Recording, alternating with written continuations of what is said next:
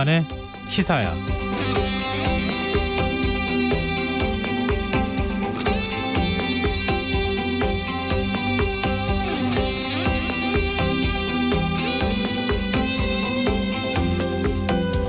지금 미국 주요 도시에서는 백인 경찰관의 가혹행위로 숨진 조지 플로이드의 추도식이 열리고 있습니다. 한때 과격 양상을 보였던 인종차별 반대 시위는 평화적인 분위기로 바뀌고 있다고 하는데요. 추모객들은 미국 내 뿌리 깊은 인종차별을 규탄하며 그가 경찰관 무릎에 짓눌려 있던 8분 46초 동안 묵념을 이어가고 있다고 하죠. 사실 플로이드 사건은 피부색을 넘어 우리 모두가 직면한 문제이기도 합니다. 사회 내 불평등과 우리 시대의 정의가 무엇인지 되돌아보게 하는데요. 아빠가 세상을 바꿨다는 그의 딸의 외침대로 플로이드의 죽음이 차별을 넘어 정의를 바로 세우는 새로운 세상의 시작이 되었으면 합니다. 시사평론가 김성환입니다.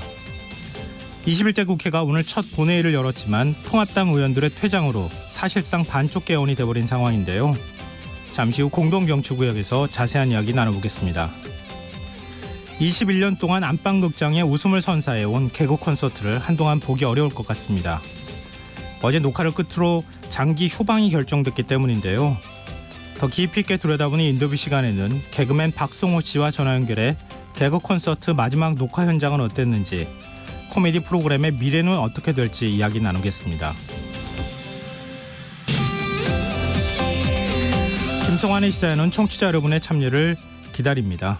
오늘의 방송 내용과 관련해 의견 있으신 분들은 문자 보내주십시오. 당첨된 분들께는 모바일 상품권 보내드릴 텐데요. 참여하실 번호는 샵9730이고요. 짧은 문자는 50원, 긴 문자는 100원의 이용료가 부과됩니다. 콩 게시판을 통해서도 무료로 참여하실 수 있고요. KBS 1라디오 유튜브 채널을 통해서도 실시간으로 시청, 참여하실 수 있습니다. KBS 1라디오 김성환의 시사야. 그럼 지금 시작하겠습니다.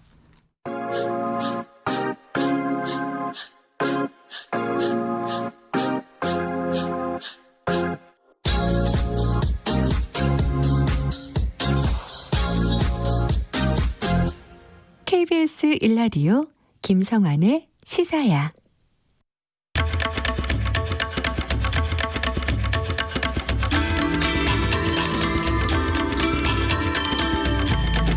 공동정치구역.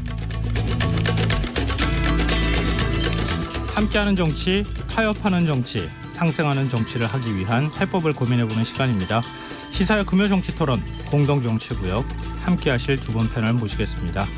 동국대 정치외교학과 박명호 교수 모셨습니다. 안녕하세요. 안녕하세요. 용인대 통일대학원장인 최창렬 교수 자리하셨습니다. 안녕하세요. 네, 안녕하세요. 네. 오늘 21대 국회가 첫 본회의를 열고 이제 임시회를 열고 개원을 이제 했는데요. 모양이 그렇게 쏙 좋지는 않았습니다. 통합당 의원들의 퇴장으로 사실상 반쪽 개원을 한 것이나 다름이 없게 됐는데요. 두 분은 이 모습 어떻게 보셨는지 먼저 한 말씀씩 해주시죠. 먼저 하시죠. 지난번에 제가 했으니까. 야, 이렇게까지 네. 여야가 이렇게 하면 참 좋겠는데요. 네. 네. 제가 할게요. 그럼. 임시의장이 선출이 최연장자가 하시잖아요. 그러니까. 네, 하시죠. 그러니까 항상 우리 낯익은 광경이 있습니다. 이렇게 국회 본회의장에 네. 한쪽이 텅 비어 있는 모습. 오늘도 이제 그런 모습이 연출됐잖아요. 주호영 원내대표가 이제 항의 표시를 하고 항의성 발언을 하고 이제 나갔단 말이죠. 퇴장을 했어요. 네. 그러니까 개원이 되긴 됐는데 제1야당이 빠진 그런 개원이었어요. 이른바 이제 반쪽 개원이었죠. 네. 그리고 다른 말로 말하면 이제 단독으로 이제 개원을 한 거죠. 민주당이. 이 상황이 뭐 이제 저는 맥락이 있는 거잖아요. 지금. 어쨌든 간에 20대 국회가 워낙 불신을 많이 받았고 그리고 또 이제 새로운 국회는 뭔가 일도 해야 되겠고 지금 일하는 국회법을 뭐 지금 냈다는 거 아닙니까? 지금 통합당 1호 법안으로. 네. 예.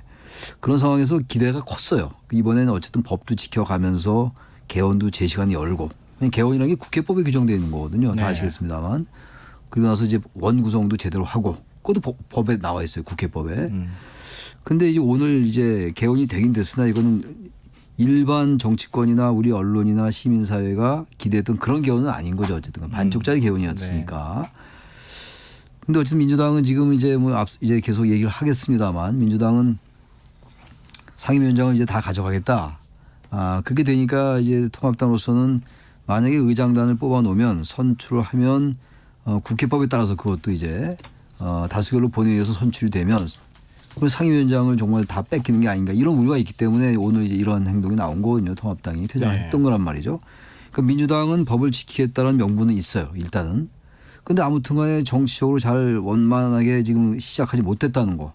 또 통합당은 통합당대로 나름의 이유는 갖고 있습니다만 어쨌든 간에 개헌하는데 그래도 의장단 선출에 참여했으면 어떤가. 그런 다음에 상임위원장 배분은 협상에 들어가는 게 이러면 양쪽이 조금씩 양보하면서 뭔가 서로 명분을 찾을 수가 있을 텐데 그게 일단 깨졌다. 네. 그런 것들은 대단히 유감이라는 생각을 합니다. 일단. 네. 네, 뭐 대체로 비슷한 맥락인데요. 저는 여야가 제 기억이 맞는지 모르겠는데 법정 개원일에 개원한 거는 처음 아닌가요?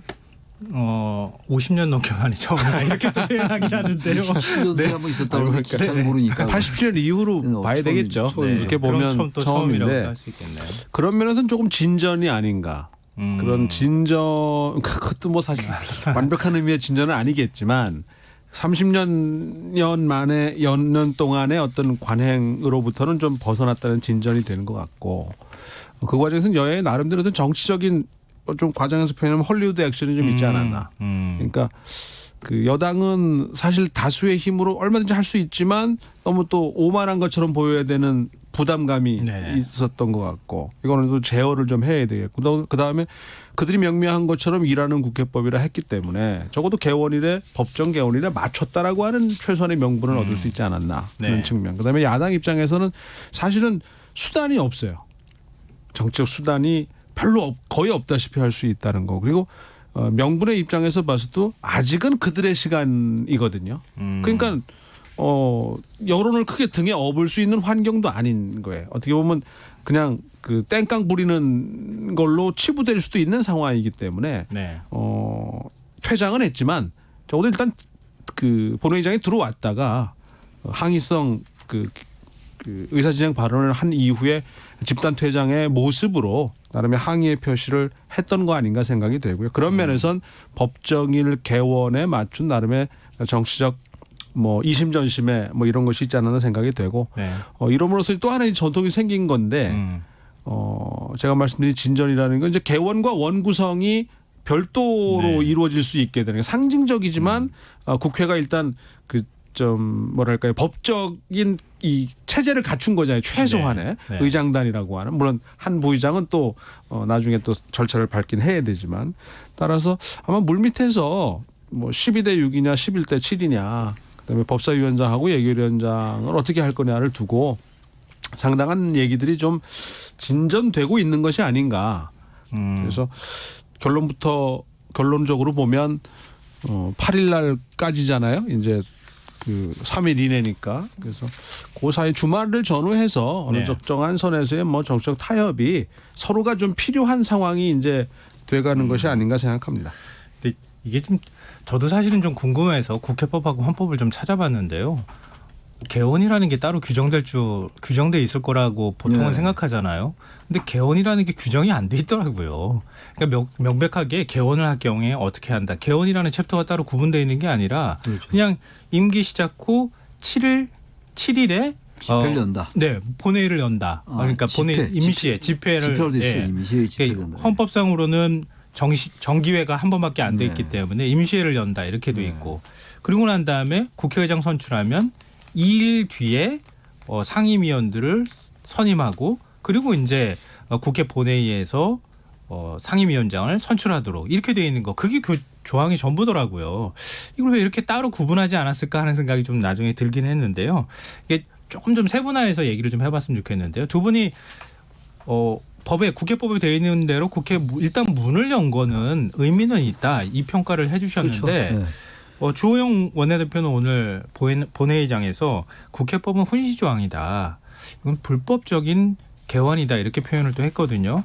이게 어느 쪽 얘기를 우리 좀 근데 이걸 들어야 될까요? 개헌을 지금 훈시다. 지금 이렇게 개헌이라는 단어는 안 나와요. 국회법에. 네네. 지금 잘 설명하신 것처럼. 근데 이제 국회법 5조에 보면 국회의원 총선거 후 첫 임시회는 네, 의원 임기 개시 후 7일에 집회를 연다. 네. 그게 이제 오늘이에요. 네, 오늘이고 15조에는 이제 아까 다 설명하신 겁니다만 최초 집회일에는 의장 부의장을 선출한다. 그게 이제 일반 의장단 선출이고 그게 우리는 이제 개헌이다라고 얘기하는 거거든요. 국회 문을 여는 네, 거. 연다. 네. 이런 얘기고 또 41조에는 상임위원장은 본 회의에서 선거한다. 선출한 선거라고 나와 있어요. 국회가 네. 선거한다. 그리고 첫 집회일부터 3일 이내 실시한다는 상임위원장을. 그리고 2일 이내 이제 첫 집회 2일 이내는 상임위원 선임하고. 그러니까 상임위원을 선임한 다음에 그다음에 하루 있다가 상임위원장을 선임하는 거거든요. 네. 근데 이게 왜 이제 그러니까 통합당으로서는 왜 참여를 안 했느냐? 왜냐하면 지금 의장단 선출하면 만약에 지금 3일 첫 집회 2일 이내에 상임위원장을 국회에다 제출하지 않으면 국회의장이 배정할 수 있는 거예요. 네, 그렇죠. 네, 의장 그게 돼 있어요. 권한으로. 예. 그다음에 상임위원장은 본회의에서 선거하는 거니까. 그러니까 통합당으로서는 대단히 이제 우려스러운 거죠. 그래서 비판에 무릅쓰고 일단 나가서 항의성 발언을 하고 나간 거거든요. 네. 아예 안 나가. 과거 이제 아예 이제 개원 협상 그 원구성 협상 때문에 개원 자체가 늦어졌죠. 네. 이제 원구성 협상이 된 다음에 개원을 했단 말이죠. 근데 이번에 그렇지 않고 민주당이 이제 강하게 나오니까 국회법을 따르겠다 지금 설명한. 그래서 일단 이제 응하게 응했으나 바로 그런 이유 때문에 이제 퇴장한 거란 말이죠. 그러니까 이거는 대단히 정치력이 미비했던 것 같아요. 양쪽이 다. 양쪽이 다 사정은 다 있어요. 이거는. 그러니까 네. 이걸 지금 어느 쪽이 더 잘못했다 잘했다라고 할 사항은 아닌 것 같아요. 근데 어쨌든 간에 지금 상임위원장을 독식하겠다고 민주당이 얘기했기 때문에 통합당에서 이런 행동을 할 수밖에 없었던 것 같아요. 단지 아쉬운 건 아까 말씀처럼 본회의 똑같이 부의장 선출도 하고 정의석 의원을 같이 선출하고 말이죠. 네. 야당 몫이니까. 그런 게 좀 아쉬움은 있는데 지금 아까 우리 박 교수님 말씀처럼 양쪽이 부담이 커요 사실은. 21대 국회 초반부터 이렇게 자꾸만 과거로 되돌아가는 모습이라서 그 주말에 이제 협상을 할 텐데 민주당이 계속 만약 상임위원장을 가지고 가겠다. 그럼 이게 협상이 다른 쪽으로 갈 수도 있죠. 근데 제가 보기에는 민주당이 이렇게 마지막까지 18개 다 가지고 가겠다. 상임위원장을. 그건 안 할 것 같아요. 그건 너무 무리하게 진전될 수밖에 없어요. 이 국회 상황이. 그래서 이제 그런 것들 알 테니까 이제 결국 이제 상임위원장에서 법사위원장과 예결위원장 이걸 어떻게 배분하냐 문제일 것 같아요. 네. 그건 이제 주호영 원내대표도 계속 야당만이 가져가겠다라고 하더라도 여당에게 양보하면은 또 야당이 뭔가를 가져야 되는 거거든요. 네. 그건 서로 좀 절충을 해야 돼요. 이럴 땐 절충이 필요해요. 이럴 때는 완전히 국회법이나 무슨 법으로만 하는 건 안 되는 거죠. 양쪽의 의견이 비슷하게 맞을 때는 법대로 가면 되는 건데 이게 안 맞을 때는 결국은 절충 타협밖에 없어요. 민주주의는. 그래서 그런 걸 기대해 보는 거죠 지금. 네. 그러니까 오늘 그 본회의 때 화면을 잠깐 보니까 양당 원내대표도 일반적 의석 배정에 따라서 앉았잖아요. 원래 당 지도부기 때문에 맨 뒤쪽으로 네, 뒤로 이제 가죠. 가야 되는데 그 의석 배정조차도 교섭단체 의원 대표와 의장이 협의하여 배정토록 돼 있는 게 현재 국회법이거든요. 그러니까 이제 협의인데 이게 합의냐, 협의 절차냐 네. 가지고 이제 또 국어적인 논란이 항상 뒤따르게 되는 거고 주호영 원내대표 얘기도 뭐 법률적으로는 그런 논란이 있을 수 있는지는 모르겠어요. 제가 이 부분에 대해서 얘기할 수 있는 전문 지식을 갖고 있지는 않은데 다만 정치적 수사로서는 이렇게 얘기할 수밖에 없는 야당 입장에서는 네. 얘기할 수밖에 없는 거고 결국 이제 최 교수님 말씀대로 민주당이 18개 상임위원장을 독식하려 할 것이냐 그 결심을 했냐 안 했냐가 이제 결정적인 것 같고 저도 그런 결심을 했을 정도는 아직 아니지 않겠나는 기대 겸 뭐 예상인데 그랬을 때 이제 배분의 문제고 그래서 그 입법적인 절차에 좀 더 우선을 두게 되면은 법사위원장하고 예결위원장을 여야로 나누는 방식이 특히 이제 예결위는 이제 예산 문제하고 이제 추경 정도가 아마 주로 그 논란의 대상이 되는데 어찌되었든 지금 포스트 코로나 상황에서 추경의 그 기본적인 원칙 자체에 대한 그 반대를 하기는 어려운 상황이기 네. 때문에 그 내용물이나 또는 절차 등에 대한 또는 후속 조치에 대한 약간의 번거로움과 까탈스러움은 있을지 모르겠지만 따라서 뭐 입법적인 것과 어떤 예산적인 것을 여야가 좀 더 나눌 수 있는 그 야당에도 지금 그 뭔가를 줘야 되거든요. 네. 어떤 식으로든지 그리고 이제 아니면 두 위원회 다 명분을 갖춘다면 둘 중에 하나를 서로 나누는 것이 명분이 좀 맞고 다만 그 일반 사람들은 잘 모르는 국회의원을 해보지 않은 사람들은 잘 모르는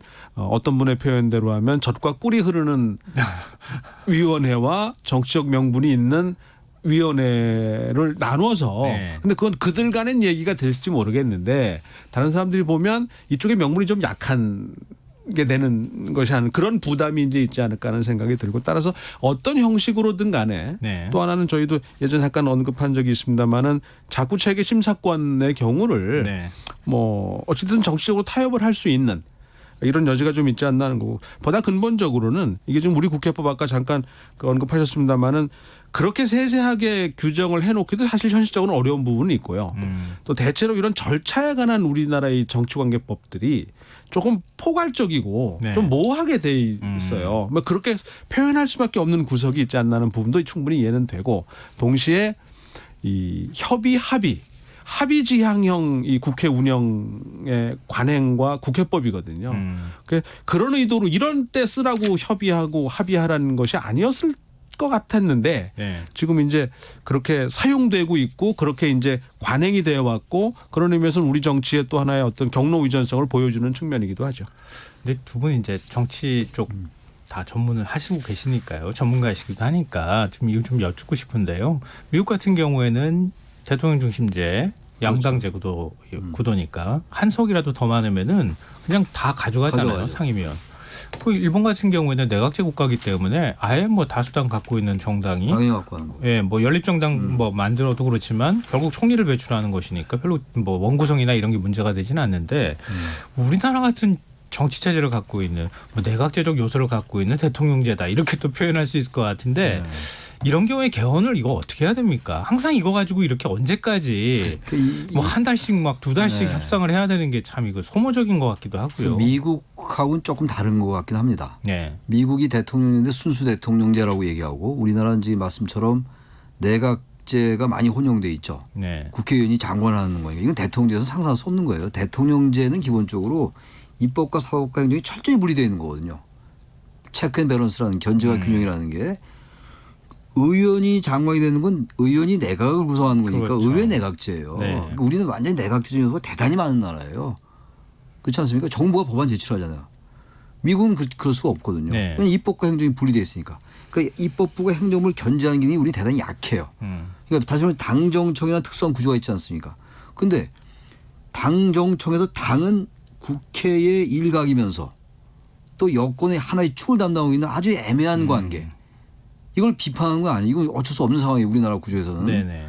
그렇게 유지돼 왔기 때문에 여당이 국회로서의 기능보다는 여권의 기능을 더 많이 하는 거죠. 그러다 보니까 여당에 대해서 항상 비판했던 것이 청와대에 무슨 여의도 출장소 아니냐 이런 비판이 항상 있었어요. 네. 과거에 한국은행을 보고 뭐 재무부에 뭐 저기 남대문 출장소냐 이런 비판이 있어요. 네. 과거 옛날 얘기예요. 지금 재무부 없습니다만 이건 여당 야당 진보 보수가 항상 똑같았단 말이죠. 그러니까 똑같이 비교하기는 어려워요. 그러니까 그런 나라는 미국은 완전히 당의 기율이 약해 우리보다. 내각제 국가 당의 기율이 강하지 않습니까? 네. 우리는 대통령제도 불구하고 내각제적인 요소가 있다 보니까 기율이 대단히 강하단 말이에요. 이따 얘기가 나올지 모르겠는데 뭐 강제당론 이런 게 있는 나라잖아요. 우리나라가. 네. 그러다 보니까 그렇게 자유투표나 이런 게 잘 보장이 안 돼 있는데 근데 승자 독식이니까 다 가져간다. 이게 잘 안 맞는다는 거죠. 우리나라 국회법 114조 2에는 양심에 따라 투표하게 돼 있어요. 네. 국회법에 나와 있거든요. 근데 그게 잘 안 되는 거 아닙니까? 지금 그런 상황이기 때문에 다시 말하면 요약하면 견제와 균형이라는 삼권 분립이 잘 안 되는 나라 우리나라가. 왜 내각제적 요소 때문에 그렇다는 거예요. 그다음에 자유투표가 잘 안 되는 상황에서 승자 독식 다 가져간다. 이건 잘 안 맞는다 이런 얘기죠. 그러니까 정치적 타협의 산물로 타협이 뭔가 될 수밖에 공성이 없는 거예요. 그러니까 무조건 이걸 타협하는 걸 나쁘게 보면 안 되고 언제부턴가 합의하면 안 되는 것처럼 얘기하는데 그건 잘못된 겁니다. 합의하는 게 맞는 거예요 우리나라는. 네네. 13대 국회의 태생적인 그 시원 자체가 네.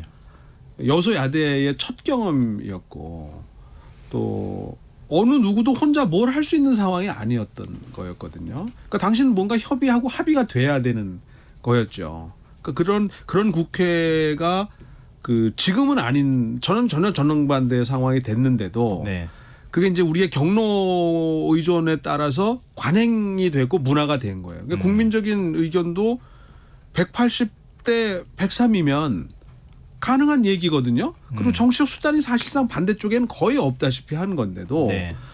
그렇게 안 하면 이게 뭔가 해야 되는 걸 안 한 것처럼 사람들이 생각하는 부분이 있다라는 부담도 있고 그다음에 최 교수님의 표현은 대통령제의 내각제적인 운영이라고 하는 것하고 그다음에 이렇게 당론 투표로 대변되는 정당 집단주의가 딱 연결돼 있는 상황이기 때문에 또 그 안에는 공천이라는 또 이 우리 제도가 그렇죠. 또 딱 그 어떻게 보면 이 목을 딱 틀어잡고 있는 거거든요. 현재 국회의원들의 대부분을. 그러니까 여기서 오는 이제 이것들이 그 융합이 돼서 전혀 의도하지 않은 이 정책 결과를 가져온 거고 그런 면에서 제가 개원과 원구성 협상, 이 원구성 협상이라는 말 자체도 우리나라에밖에 없는 단어일 텐데 네. 이게 분리됐다라고 하는 측면에서는 일단 국회가 나름대로 진전을 이루긴 했는데 네. 민주당이 혹시라도 18개 상임위원장 전체를 다 독식하려 하는 거 오케이 되는데 문제는 그때는 그 출장소가 아니라 사람들의 인식이 국회의 입법부로서의 국회의 권한이라는 게 우선된다라고 하는 기능이 우선된다라고 하는 인식과 그 평가가 됐을 땐 가능한데 지금은 그렇지 않다라는 거거든요. 네. 여기서 그럼 결국은 이제 그 위임 민주주의식의 강력한 대통령 밑에 국회일 수밖에 없는 게 현실적으로. 네. 지금 또 사실 뭐 대등하다고 보기 어려운 게 현실 아니겠습니까? 네. 어찌 되었든. 그러니까 그러면서 그게 상당한 또 시간이 필요할 거예요. 그런 인식까지 가려 그러면. 그런 그 과정에서 결국은 의원의 장관 겸직, 총리 다 제대로 하든가 아니면 다 못하게 하든가 했어야 되는데 지금 그걸 하고 있는 상황이 30여 년 이상 지금 30여 년이 뭔가 70여 년 동안 해온 거기 때문에 이런 경로 의존성에서 사실 벗어나기 좀 어려운 게 또한 현실 아닐까. 그래서 개헌을 논의하더라도 이게 순수 대통령제로 가느냐 그렇지 않느냐의 문제와 더불어서 상당히 혼란을 줄 가능성이 높아요. 두 분께서 아주 정치 체제나 구조에 대해서 깊이 있게 말씀을 해주셔서 아마 청취자분들도 이런 요소 때문에 지금 이런 일들이 벌어지고 있구나 이렇게 생각하실 것 같은데요. 뭐 법으로 그냥 아예 명문화를 아주 세세하게 해놓으면 좋겠는데 근데 정치 영역이라는 게 또 그렇지가 않아서. 그러니까 이제 법으로 지금 제법 법으로 해놓은 거거든요. 지금 이제 개헌 날짜라든지 상임위원회 그거는 선출 그렇죠. 그것 따라 하겠다는 거거든요. 지금 그래서 오늘이죠. 오늘 이제 개헌했고 8일날 반드시 하겠다라는 거 아닙니까? 네. 김태년 원내대표가 민주당 한두 두 쪽 나도 열었어요. 한두 두 쪽 안 났으니까 했고. 네. 근데 상당히 그래도 구체적으로 해놓은 편인데 정치라는 게 어쨌든 그 여당과 야당이 있는데 야당도 상당히 많은 국민의 지지를 받은 거잖아요. 네. 그러니까 그거는 이제 물론 미국도 마찬가지긴 합니다만 미국은 같은 의회 내에서도 상원과 하원이 좀 견제하는 관계가 있잖아요. 또 그러니까 우리하고 많이 사뭇 달라요. 그러니까 미국 얘기가 너무 길어지면 안 되겠습니다만 미국은 애당초부터 다수의 행보를 굉장히 걱정한 나라였거든요. 네. 이른바 건국의 아버지라는 사람들이 제임스 메디슨이라든지 토마스 제퍼슨 이런 사람들이 처음부터 민주주의라는 거에 있어서 가장 우려했던 게 다수의 행보였어요. 네. 그것 때문에 여러 가지 견제장치 만들어 놓은 거예요. 사법부를 강하게 만들어 놨다든지 상원과 하원을 분리해놨다든지 이런 연방제로 갔다든지 이런 거거든요. 근데 우리는 그런 거 고려 없이 미국의 대통령 받아들이면서 막 그냥 편의적으로 막 내각제 갖다 놓은 거거든요. 그다음에 이게 뒤죽박죽 된 거예요. 뒤죽박죽 된 데다가 권위주의 정권 오래 있었죠. 민주화 이후에 이제 절차적 민주화가 공고가 됐습니다만 여전히 국회는 구태한 이런 데 사로잡혀 있다. 그다음에 법사위원장 같은 경우만 해도요. 17대 때 처음 열린우당이 그때 과반이었어요. 152석. 네. 그때 원구성이 대단히 난항을 겪으니까 그때 열린우당이 양보했던 거예요. 사실 이건 법사위원장은 꼭 야당이 하라면 사실 없는 겁니다. 이거는. 그렇죠. 뭐 규정이 있는 건 없어요. 아니니까요. 민주당은 과거로 돌리겠다는 거예요. 근데 우리가 양보했던 거니까 우리가 찾아가겠다. 그것도 나름 일리가 있어요. 네. 그러니까 법사위원장은 꼭 견제와 균형을 위해서 반드시 야당이 갖고 가겠다. 야당이 견제 균형 했나요? 민주당이건 지금의 이 통합당 계열이건 항상 발목 잡기 했죠. 법사위원장을 가지고. 그래서 이것도 안 맞는 거예요. 그러니까 무조건 야당도 견제와 균형이니까 무조건 가져가야 된다. 이 논리도 엄밀하게 말하면 맞지 않는 거죠. 사실은. 네. 이 청취자 7282님께서 21대 국회는 잘하리라 기대했는데 또 양당 기싸움 하고 있습니다. 국민은 코로나로 지금 힘들어하고 있는데 제발 국민과 경제를 생각해서 타협하기 바랍니다. 이런 이제 의견 주셨는데요. 그래서 다수 이제 국민들은 그게 그렇게 생각하실 거예요. 그 원칙적으로는 대단히 맞는 말씀인데요. 네. 우리 정당과 국회는 원래 그런 곳이거든요. 원래 다툼을 하는 곳이니까요. 싸우는 곳인데 네. 총이나 칼 말고 말로 그리고 행동으로 싸우는 곳인데 일사불란하면 이상한데요. 원래 거기가 일사불란하다.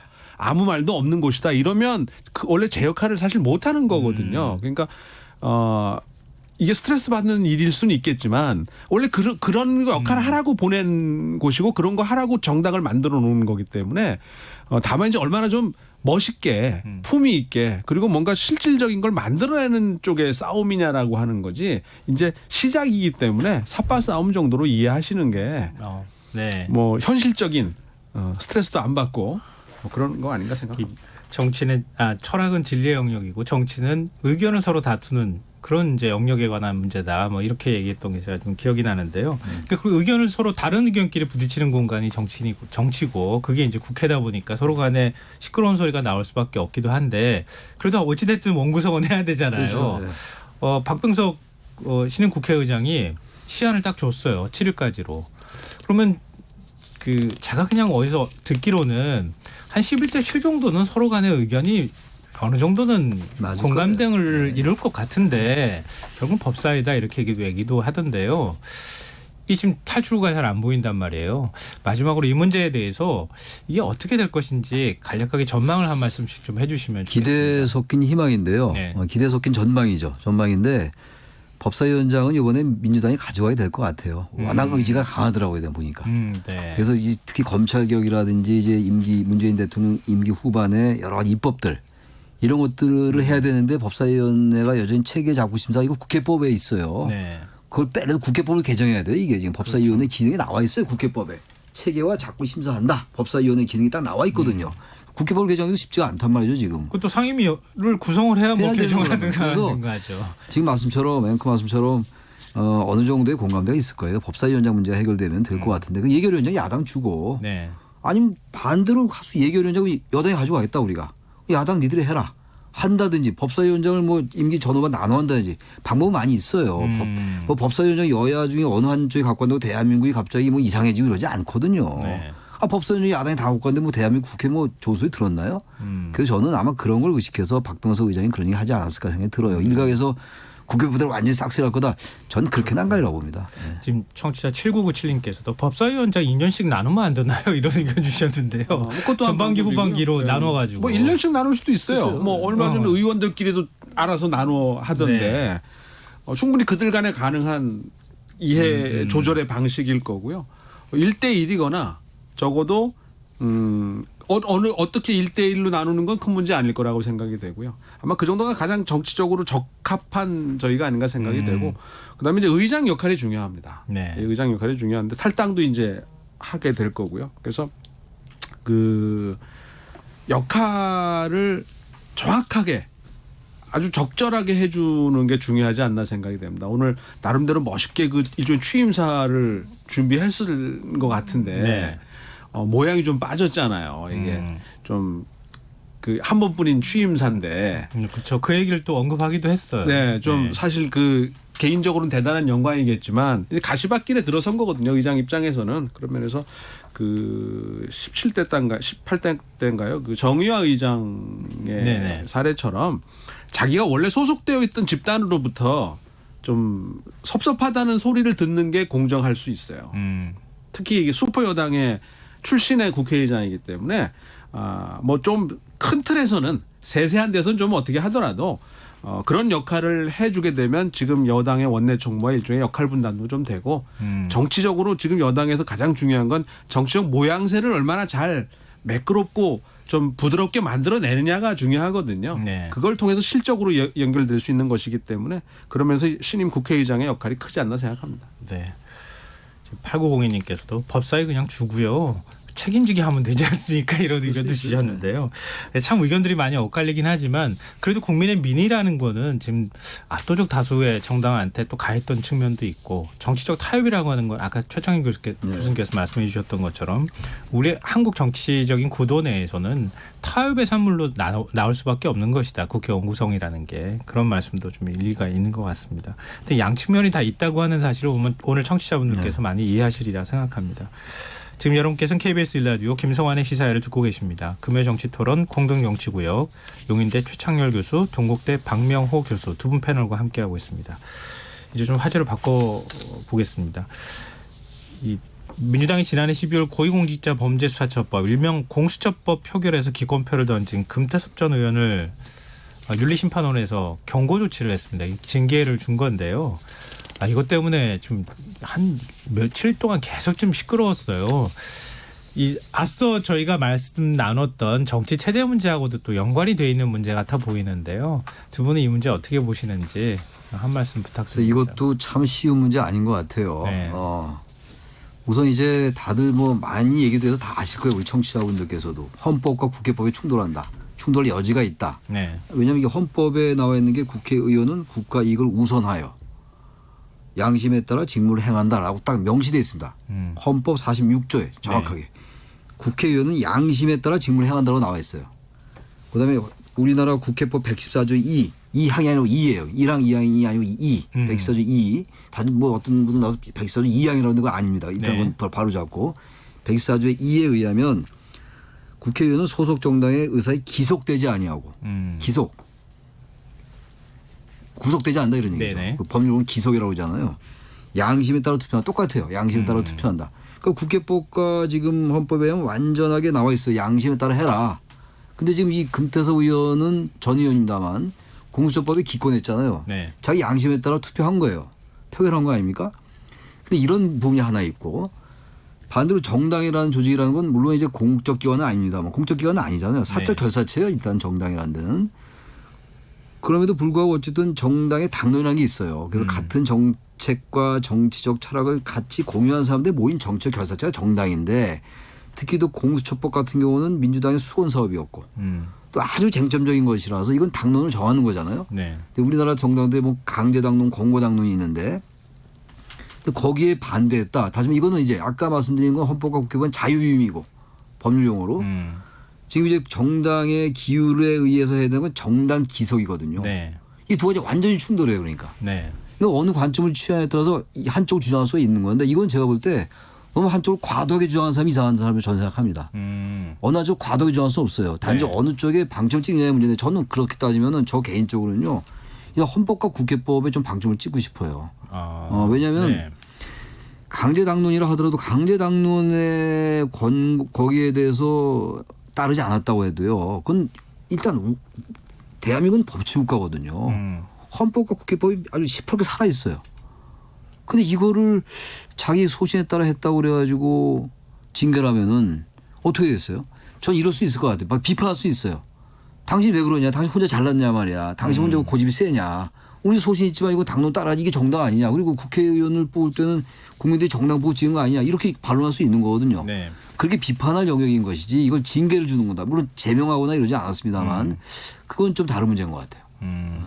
양면수다 있습니다만. 예. 말씀하셨던 의견이 사실 진보 보수 언론을 망라하고 전부 다 거의 비슷하게 비슷할 수밖에 없습니다. 같은 요 정도 관점들을 좀 유지하는 거 아닌가. 또 상대적으로 보면 양 측면이 있다는 것을 잘 전달하지 않는다고 하는 점이 조금 문제로 지적될 수는 있겠지만 전반적인 논조는 이렇지 않을까 하는 생각도 좀 드는데요. 오늘 이상하게 제 주제별 키워드는 진전이 되겠는데 네. 저는 이것도 아주 조그만 진전을 이룬 거다라고 생각이 돼요. 어떤 금태섭 징계 논란이 그동안 가려져 있었던 강제적 당론으로 대표되는 정당 집단주의의 한 부분을 드러낸 거고요. 네. 요게 이제 문제가 된다라는 거. 그리고 이게 개선되어야 된다라는 것에 대한 사람들의 인식을 가져다 준 것 같아요. 네. 그러니까 앞으로 바뀔 거예요. 이것도 결국 시원을 따지게 되면 대통령제인데 내각제적으로 운영하는 것에 따른 당연한 결과거든요. 그러니까 정당에 기초한 의회 민주주의를 그렇죠. 선택하고 있는 거예요. 그런 거죠. 그러니까 내각제식으로 했기 때문에 이게 가능한 거예요. 만약에 순수 대통령제로 갔으면 이 각자 판단의 문제이기 때문에 당론이 그렇게 크게 영향을 주지 않을 수 있는 거거든요. 그리고 만약에 당론이 영향을 주는 거라 한다면 금태섭 전 의원 같은 경우에는 만약에 찬성이 자기가 안 된다고 그러니까 통과가 안 될 것 같다 그러면 찬성을 하겠는데 네. 통과가 명확관하하니 자기는 자신의 의사에 따라서 표현하겠다라는 걸 전제했단 말이에요. 그런 면에서는 나름대로 정치적 마사지를 해놓고 시작했던 거였는데 잊혀진 사람이 이제 완전히 또 다시 리바이벌 된 거죠. 이제 그 덕분에 김남국 의원도 다시 한번 또 언론의 스포트라이트를 받게 되는 상황이 된 거고 따라서 요게 이제 우리 정치와 의회 정치와 정당 정치에서 이 일부 진전을 이루는 계기들이 될 수 있을 것 같아요. 앞서 우리 논의했던 그 사안과 그 개원과 그 원구성 협상이라고 하는 국회와 관련한 부분에서와 같이 일정한 좀 진전의 계기가 될 거라고 생각이 되고 이제 결국은 정당 조직원으로서의 국회의원의 역할이라고 하는 것하고 헌법기관으로서의 국회의원의 역할이라고 하는 것이 상충돼 왔고 그중에서 일방적으로 한쪽이 앞서던 것이 이제 조금 균열이 생기기 시작한 거다. 왜냐하면 이런 사례들이 상당히 많이 나올 가능성이 높습니다. 결국은 이게 이제 자기 정치의 가능성도 이제 열어주는 또 하나의 방편이 될 수도 있거든요. 네. 그런 면에서 보면 이러면서 이 제도적인 틀이 깨질 가능성이 높지 않겠는가. 그렇게 되면 국회가 이제 점점 제자리로 조금씩이지만 가고 있는 거예요. 그 역할에 보다 좀 충실하게끔 가고 있는데 그 기대만큼 속도가 확 나지 않는 거고 네. 다만 이제 이런 한두 개의 계기가 상당한 효과를 그 후에 가져올 가능성이 높다라는 측면에서 저는 진전이다. 금태섭의 그 뭐랄까 뭐 희생인 것까지는 모르겠고 어차피 정치적 책임졌잖아요. 본인도 공천을 받지 못했기 때문에 네. 뭐 사실 끝났어야 될 사안인데 이게 그 좀 다시 재론되는 느낌이 좀 있고 다만 아쉬운 건 왜 하필 요 시기냐. 에 대한 좀 의문은 있어요. 그러니까 굳이 따지면 이제 21대 국회 시작하는 시점에서 윤리심판원이라는 것이 그런 것까지 염두에 두고 판단했을 거라고 저는 생각하지는 않지만 21대 국회의원들 여권 소속 이 의원들에게 주는 정책 메시지가 있는 것처럼 오해를 불러일으킬 만한 시기적인 좀 그런 그 안타까움은 좀 있다 이렇게 생각합니다. 우리 박 교수님이 네. 대단히 낙관적으로 보시는데 아, 예. 저는 그렇게 보지 않습니다. 왜 그렇게 안 보냐면은 이게 지금 114조 2라는 게 제가 아까 말씀드린 네. 거 각자의 그 소속 정당으로부터 저기 기속되지 아니한다고 하는 게 그게 이미 2002년도에 일이 있었어요 한번. 과거에 이런 사례들이 꽤 그래서 있었잖아요. 있었기 때문에 국회법이 개정됐던 거거든요. 네. 법까지 만들 개정해서 이 조항을 넣은 거예요. 그래서 114조 2가 된 거예요. 2항이 아니라 찡겨놨기 때문에. 네. 예? 근데 지금 안 되잖아요. 그걸 박 교수님 너무 사람이 선하셔가지고 자꾸 좋게 될 것 같다고 생각하시는데 저는 뭐 국회의원 안 해봤지만 정치인들이 가까이서 보고 후배들도 많고 그러잖아요. 우리 친구도 있고 네. 안 그렇더라고요. 의외로 국회의원들이. 전 그래서 이게 이제 지금 말씀처럼 이미 20대 국회 다 끝나고 나서 징계됐단 말이에요. 공수처가 얼마나 난리를 떨었습니까? 이거 왜 징계했을까 이거를. 그리고 징계라면 분명히 이런 비판이 있으라면 모를 리가 없습니다. 근데 지금 이제 왜 근데 했을까 민주당이. 강서갑 당원 500명이 징계 청원을 올렸다는 거 올렸으니까 아닙니까? 한 거겠죠. 제명시켜 주십시오 이렇게 네. 해가지고. 이거 아무튼 당원이 그렇게 해서 네. 뭔가 의견을 올릴 때 당에서 그러면 아무렇지도 않게 이거는 징계 줄 만한 사안이 아닙니다. 이렇게 하는 게 과연 쉬울 것인지. 요즘 당원들의 목소리도 더 강해지고 당의 주인의식도 강해지는 상황인데 국회의원도 당원이잖아요. 당원이자 당원이죠. 당에서 국회의원 신분을 갖고 있는 이중적인 위치일 수도 있는데 그거를 그러면은 무시할 수 있겠느냐. 이런 숙제는 여전히 남죠. 그래 아마 민주당도 그런 숙제 때문에 그 당원권 정지나 이런 거 징계를 주지 못하고 가장 낮은 권고를 준 거 아닌가. 낮은 걸 준 건데. 재심이 또 남아 있잖아요. 네, 재심도 절차도 남아. 어차피 그리고 이거는 징계를 하든 안 하든 그렇게 큰 의미가 없는 사안이 되어버려서 현실적으로는 그것도 어차피 경고였잖아요. 그 그렇죠. 내용 네. 자체도. 그럼 뭐 그 사람 지금 경고 받는다고 해서 특별히 뭐 제약이 있거나 무슨 그런 건 아니죠. 네. 그거 오히려 더 유명인사 된 거 아니겠습니까? 그래서 앞으로는 이제 자유투표나 이게 계속 얘기다 왔던 거 아니에요? 그리고 지금 통합당도 그렇고 자꾸만 진보 쪽으로 좌클릭이 나오고 있고 네. 이제 정말 이제 우리 정치는 편가르기 그만해야 돼요. 너무 편가르기에 익숙해 있고 재미를 들어봐가지고요. 극단적 지지층 때문에. 그러니까 이제는 좀 통합당도 저쪽에 찍고 이게 교차투표 크로스보팅 아닙니까? 이게 사실상 자유투표거든요. 네. 특정 쟁점이 왔을 때 대체로 많은 사람들은 그 당론을 따르겠죠. 그게 이 표준 분포 아닙니까? 기본적으로. 그 일부는 저쪽 찍고 또 이 민주당에서도 통합당이 주장도 찍고 이게 정상이에요. 우리는 안 그렇잖아요. 우리 만약 그렇게 하면 완전 반란표 막 이러잖아요. 네네. 그 국회의원 찍고 싶다도 못 찍는 거예요. 뭐 반란 일으켰다 그러니까. 그 이번을 계기로 해서 아까 박 교수님 좋은 말씀하셨는데 이번을 계기로 이게 바뀌어야 돼요. 대체적인 경향성이 있는 거예요. 그렇지 않습니까? 그건 네. 없어지는 거 아니란 말이에요. 제가 보기에는 앞으로 저를 선하게 봐주셔서 대단히 감사드리는데 그 낙관적이라기보다는 이런 계기 이런 사례들이 앞으로 많이 나올 수 있다. 네. 여러 가지 측면에서 특히 이제 국회의원은 어찌되었든 대표로서 자신의 정책 선택에 대한 설명하는 의무가 있을 걸 공개할 그 의무가 있다고 저는 생각해요. 그 지금도 공개 투표 사실상 하고 있거든요. 네. 미국의 지역 신문들 같은 경우에는 그 지역 국회의원이 그 전날 국회에서 어떤 안건에 대해서 어떤 표결을 했는지가 항상 뉴스가 된다라고 하는 거는 왜냐하면 그걸 잘했냐 못했냐에 대해서 판단은 각자의 몫이지만 자기가 그런 선택을 한 것에 대한 설명과 어떤 나름대로의 근거 제시는 필요한 거거든요. 거기에 네. 대한 정치적 책임을 선거를 통해서 지는 거기 때문에 이런 거를 하라고 국회의원 뽑아놓은 거기 때문에 네. 당연히 해야 될 일이고 저는 앞으로 이런 것들이 우리 정치를 좀 더 진화시키는데 여러 계기가 되지 않을까 기대합니다. 근데 이게 그런 반론도 있더라고요. 그러니까 우리는 중앙당이 있는데 미국은 지금 중앙당이 없는 없죠. 체제고 그리고 국회의원을 후보를 뽑을 때도 오픈 프라이 완전 경선으로 국민 완전 경선제로 가기 때문에 오픈 프라이머리로 그러니까 후보가 당선되고 난 다음에 당 눈치를 볼 일도 별로 없다. 그러니까 교차 투표가 가능한데 우린 중앙당이 미운 틀 그런 게 박히면은 있어요. 공천 못 받게 되는 그러니까 그래서 문제가 아까 제가 말씀드린 생기잖아요. 게 우리나라는 정당의 기율이 강한 거거든요. 네. 그리고 정당의 당론이라는 게 강하기 때문에 또 정당을 보면 많이 찍잖아요, 사람들이. 네. 그래서 완전하게 이 헌법과 국회법만 주장할 수도 없어요, 사실은. 현실이 있기 때문에. 근데 그쪽에 너무 치중되다 보니까 국회의원들이 헌법기관이 아닌 거예요. 결국 우리는 기본으로 돌아가야 될 거 아니에요. 국민들이 권한을 위임한 거 아닙니까? 그 권한을 위임받은 국민의 눈치보다는 정당의 눈치 보게 되는 거예요. 이건 맞지 않는 거예요, 무조건. 그러나 여전히 현실이 정치가 현실이기 때문에 아까 여기서 얘기하고 있는 그런 것들 정당의 그런 공천 같은 거 있는 거죠, 현실적으로. 네. 그럼 어쨌든 가능하면 이쪽 영역을 조금씩 넓혀가야 된다는 거죠. 그럼 이제 자유투표가 이제 일반화되면은 지금 국회의원이 헌법기관에서 소신이 생기고 양심도 생겨요. 네. 그다음에 이제 책임감도 생기고 지금은 안 그러는 거예요. 정당에 자꾸만 책임만 지는 국민에게 책임 정치고 국민에게 책임지는 정치가 돼야 되는데 정당에 책임지는 정치가 되면 안 된다는 얘기예요. 그러나 어쨌든 간에 중요한 거는 보수도 진보 편을 좀 들고 진보도 보수 편 들고 이렇게 해야 돼요. 그러면 저절로 이렇게 중도가 강해지면서 합의가 모색되는 거죠. 그게 말하자면 다수결 민주주의에서 합의제 민주주의로 가는 길이거든요. 네. 이번에 하나의 계기가 되지 않을까 생각합니다. 네. 거의 뭐 마무리할 시간이 다 됐는데요. 교수님 마지막 마무리 말씀 박무영 교수님께서 해주실 부분이 있으면은 잠깐 아닙니다. 해주시고요. 없습니다. 그럼 전적으로 의견에 공감하시는 그러니까 건가요? 어쨌든 우리가 조 교수님도 선해지셨기 때문에 제가 원래 선합니다. 아니, 국회의원들도 이런 선의를 갖고 정치를 하면 얼마나 국회의원이 좋을까? 못할 게 하나도 없어요. 네. 이건 사실은요. 국회의 의회 지도자들이 몇 명만 입장을 조금 바꾸잖아요. 네. 전 금방 바뀐다고 봐요. 여기서 저희들이 한 얘기들 지금 통합당 의원들이나 민주당 의원들이 많이 할 거예요 아마. 네. 근데 그 말하면 찍히는 거예요. 그 당들에. 그 말도 못하는 게 아닌가. 이건 저의 생각입니다. 교수님하고 네. 저가 가서 막아드리도록 하시죠. 저희들이 막았는데 저희들이 뭐 의원 배치가 없으니까 여러 한계가 있죠. 참 아쉽습니다. 그 청취자 2584님께서요. 그래도 세상이 선한 박명호 교수님 예측대로 변했으면 좋겠습니다. 이렇게 말씀하셨는데요. 최창렬 교수님 감사합니다. 먼저 선한 모습을 보여주셨습니다.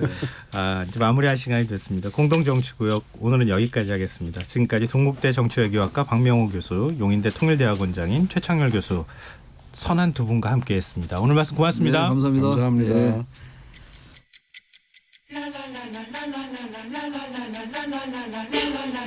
바쁜 당신을 위해 준비된 밤 시사야 시사평론가 김성환과 함께합니다.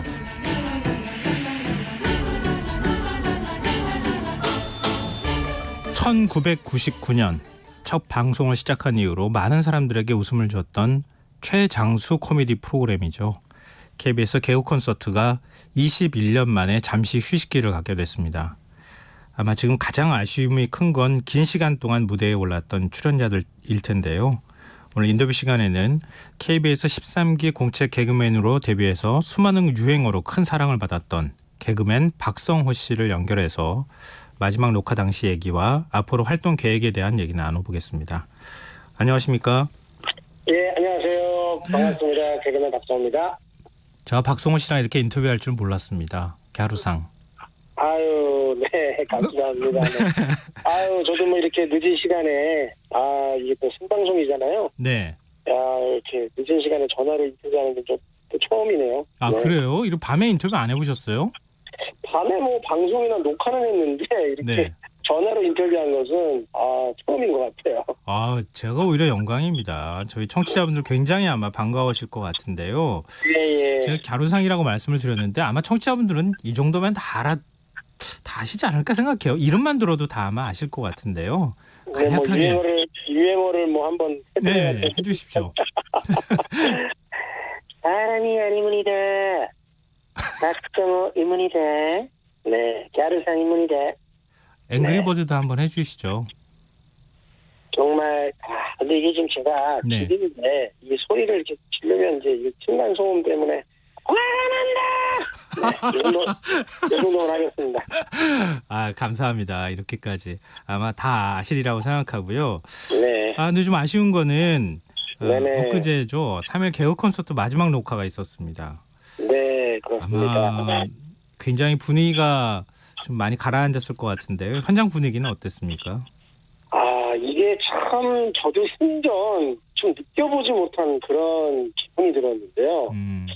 이게 사실은 엄청 슬프기도 한데 이게 또 개그 프로이다 보니까 네. 끝까지 또 웃음을 줘야 된다는 또 개그맨들의 어떤 그 사명감과 그 좀 직업 정신이 있어가지고 정말이지 그 모든 것을 다 쏟아낸 무대라고나 할까 그런 느낌이 들었고 리허설을 하는데 그 개그는 웃긴데 그냥 눈물이 그냥 나오는 게 참 희한하더라고요. 그래서 그게 나뿐인가 했더니 옆에 보니까 뭐 이미 그 여자 후배들은 네. 사실 이미 줄줄줄 흐르고 있고 그 다음에 뭐 남자 후배들도 이렇게 눈물을 이렇게 또 흘리면서 또 리허설 했고, 예.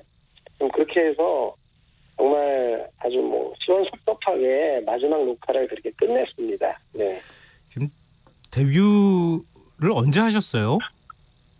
데뷔를 96년도에 했죠. 96년도요. 예. 그럼 이제 24년 정도 된 거네요. 네, 그렇습니다. 그 기간 동안 개그 콘서트를 계속 하신 거잖아요. 그 기간 이제 개그 콘서트가 21년이 되었고, 네. 제가 이제 뭐 중간에 뭐 쉬었던 경우도 있고 하니까, 뭐 근데 이제 뭐 그런 걸 빼고서야 한번 뭐 거의 한 20년을 했다고 봐야죠. 개그 네. 콘서트 출연하시면서 가장 기억 남는 에피소드나 이런 게 있을까요? 아무래도 제가 그 처음으로 이제 어떤 저의 이름을 좀 알리고 뭐 그랬었던 뭐 코너가 이제 뭐 오빠만세라는 그 뮤직 토크 할 때 네. 올바 마이셀프를 이제 바꿔서 이제 했던 그 처음 코너가 좀 기억이 남고 그 다음에 뭐 개그 콘서트로 인해서 제가 뭐 결혼도 하고 네 이렇게 가족도 생기고 정말 그 오롯이 제 역사가 다 담겨져 있죠. 네, 청춘이 담겨 있고 제 모든 것이 다 담겨져 있다고 저는 뭐 그렇게 생각해요.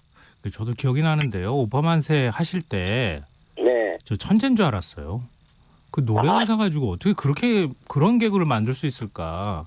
되게 상상을 천재까지는 못했어요. 아니고 KBS에 유일하게 음반 자료실이 있어요. 네. 거기는 이제 PD만 가서 그 음반을 대출을 받을 수 있는데 유일하게 제가 그 대출 그 PD증이 없이 그 음반을 빌렸다가 반납하고 그럴 수 있는 권한이 있었습니다. 이것도 아마 이 코너도 기억하시는 분들이 굉장히 많고 또 아이들한테도 굉장히 제가 알기로는 인기가 있었던 그런 코너로 알고 있는데요. 네. 지금 장기 휴방이 결정이 됐어요. 네네 그렇죠. 그 소식 처음 듣고 어떤 생각이 드셨어요? 아무래도 좀 전혀 생각지 않았던 것은 아닌데 막상 또 그런 소식을 들으니까 한편으로는 야 이게 진짜 이렇게 좀 떠나보내는구나 또 이런 또 생각을 했는데 그냥 그런 얘기만 들었을 때만 하더라도 별 느낌이 없었는데 진짜 마지막 녹화를 할 때는 정말 이로 말할 수 없는 어떤 묘한 또 기분이 또 들고 그랬습니다. 네. 언제 방송이 다시 시작되는지는 뭐 계획은 없는 건가요? 그렇죠. 뭐 시청자가 원하고 또 이제 시대가 원한다면 또 언제든지 달려올 또 준비는 돼 있고 뭐 조금은 이제 뭐 장기 휴방이라는 결정이 내려졌지만 개그맨들은 뭐 항상 재밌는 걸 추구하고 웃기는 걸 찾아다니는 사람들이기 때문에 네. 항상 이제 준비를 하고 있지 않을까 그렇게 생각하고 있습니다. 근데 지금 개그 콘서트가 한때는 뭐 30% 가까운 시청률이 나올 정도로 엄청나게 큰 사랑을 받았는데 네. 어느 순간부터 조금씩 그 세간의 화제가 좀 덜 되기 시작하는 현상들이 나타났어요. 네네. 왜 이런 문제가 생겼다고 보십니까? 뭐 여러 가지 가지 문제가 있겠지만 소재 제약도 있겠고 네.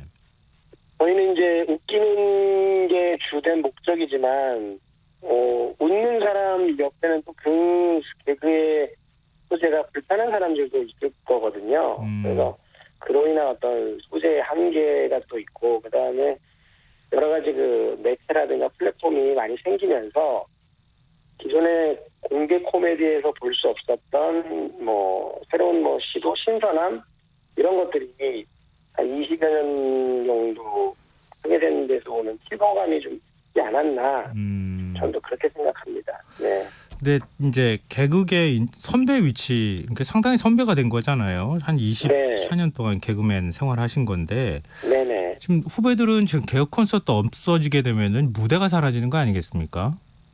아무래도 그렇죠. 그래서 선배들 입장으로서 좀 이 무대를 끝까지 지켜주지 못한 거에 대해서 너무너무 좀 미안한 마음이 들고요. 네.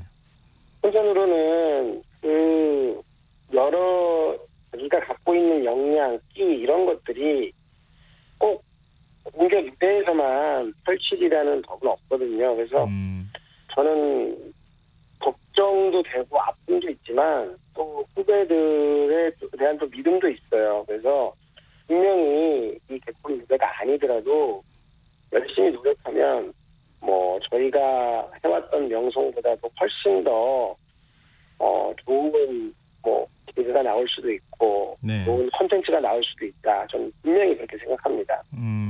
지금 청취자분들께 앞으로 좀 계획이 있다면은요 설명을 좀 해주시죠. 뭐 지금은 이제 공개 코미디를 이제 KBS에서는 더 이상 뭐 볼 수 없겠지만 네. 뭐 작은 무대가 됐건 큰 무대가 됐건 뭐 서울이 됐건 지방이 됐건 개그맨들과 이제 이렇게 소통을 하고 관객들과 소통을 하는 그런 무대는 저희가 이제 계속 할 예정이고요. 네. 뭐 어떤 자리가 됐건 간에 그리고 뭐 여러 가지 또 플랫폼을 통해서 즐거움을 드릴 수 있는 일, 웃음을 드실 수 있는 일들을 저희가 끝까지 계속 생각하고 창조해내는 그런 직업이기 때문에 그런 데서 많이 저희를 또 부진다고 응원해 주시고 또 그렇게 또 냉정하게 또 평가도 해 주셨으면 감사하겠습니다. 뭐 유튜브 채널에서 콘텐츠 준비 중이라는 얘기도 있던데 언제쯤 볼 수 있게 되는 거죠? 저는 지금 2개의 채널을 제가 이제 하고 있고요. 예. 네, 하나는 뭐 개그맨 후배들과 하는 뭐 썰빵이라는 채널과 또 쇼그맨이라는 또 채널을 2개를 운영을 하고 있습니다. 그래서 네. 2가지 색깔이 다른데 많은 또 분들이 오셔서 네, 거기서 또 알겠습니다. 즐거움과 스트레스를 해소를 하셨으면 좋겠습니다. 네. 오늘 힘드신 가운데 인터뷰 응해주셔서 고맙습니다. 네, 감사합니다. 예, 지금까지 개그맨 박성호 씨와 얘기 나눴습니다. KBS 라디오 김성환의 시사 1부 순서는 여기서 마무리하겠습니다. 저는 11시 정각 2부에 다시 찾아오겠습니다.